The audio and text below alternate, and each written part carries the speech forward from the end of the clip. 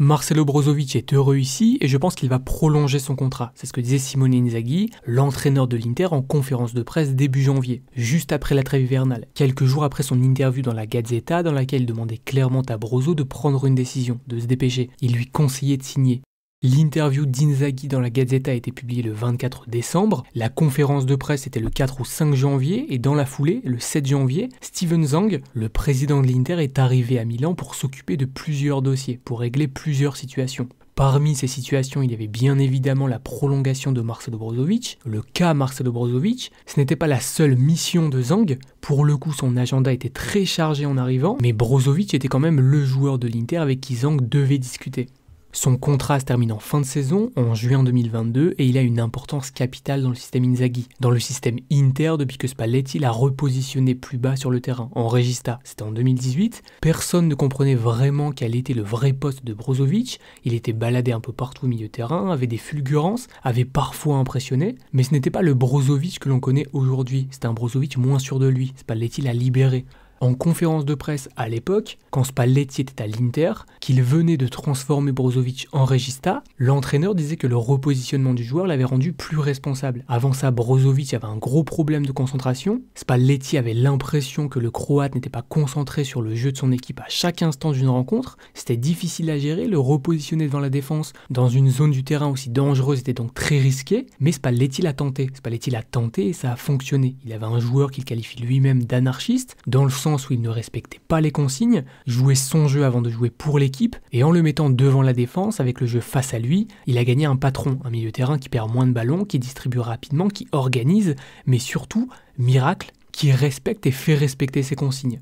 On pourrait faire une analogie avec le surdoué qui est en échec scolaire, qui a du mal à se concentrer en cours, mais on ne le fera pas. Le repositionnement de Brozovic, l'Inter de Spalletti, c'est le point de départ. La transformation du joueur transforme l'équipe, la transformation de l'équipe ramène la qualification en Ligue des Champions, et c'est le retour de l'Inter en C1 après 6 ans d'attente. Le point de départ, c'est donc, selon moi, je le résume comme ça, avec eux, Spalletti, Icardi et Brozovic. On pourrait aussi ajouter Handanovic et Skriniar. L'Inter a su remplacer Spalletti, a su remplacer Icardi, saura-t-il remplacer Brozovic? Je vous pose la question. En tout cas, actuellement, Simone Inzaghi fait rarement sans. Brozovic est le joueur de champ le plus utilisé par son entraîneur en Serie A depuis sa signature à l'Inter. Il est parmi les milieux de terrain avec le plus de temps de jeu cette saison en Italie. Il est dans le top 5. Et ce n'est pas pour rien qu'Inzaghi souhaite absolument le voir prolongé. C'était pas un caprice.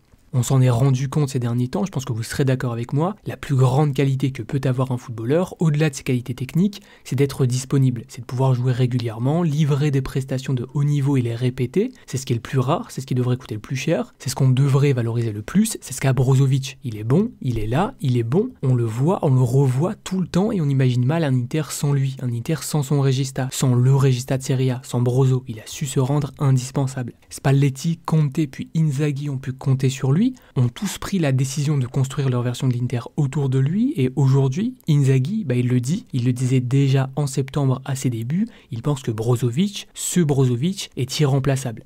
L'Inter version Inzaghi, c'est une version de l'Inter plus offensive que celle de Conte, une version qui a plus ou moins la même forme, pas le même fond, pas les mêmes joueurs. Lukaku et Hakimi sont partis, le club a eu un été compliqué, mais a étrangement gagné en ambition, en assurance. Brozovic est au cœur du système Inzaghi, permet à son Inter de garder le ballon, de rapidement aller vers l'avant, grâce à une passe bien pensée ou même balle au pied, et il est en même temps, sans ballon, l'assurance d'Inzaghi, son premier défenseur. L'Inter d'Inzaghi joue plus haut, mais même plus haut et sans ballon, donc quand l'Inter le perd, Brozo se positionne toujours de façon à pouvoir corriger, à pouvoir sortir son équipe d'une situation malheureuse, d'un contre, d'un ballon mal joué. Bref, c'est Brozovic, il ne se cache pas. Il permet à l'Inter d'Inzaghi, à son équipe, d'être ambitieuse sur le terrain, de vouloir plus que gagner. Inzaghi rêvait de l'entraîner, rêvait de le voir dans son système, aujourd'hui il l'a, et il ne veut pas le perdre, on le comprend.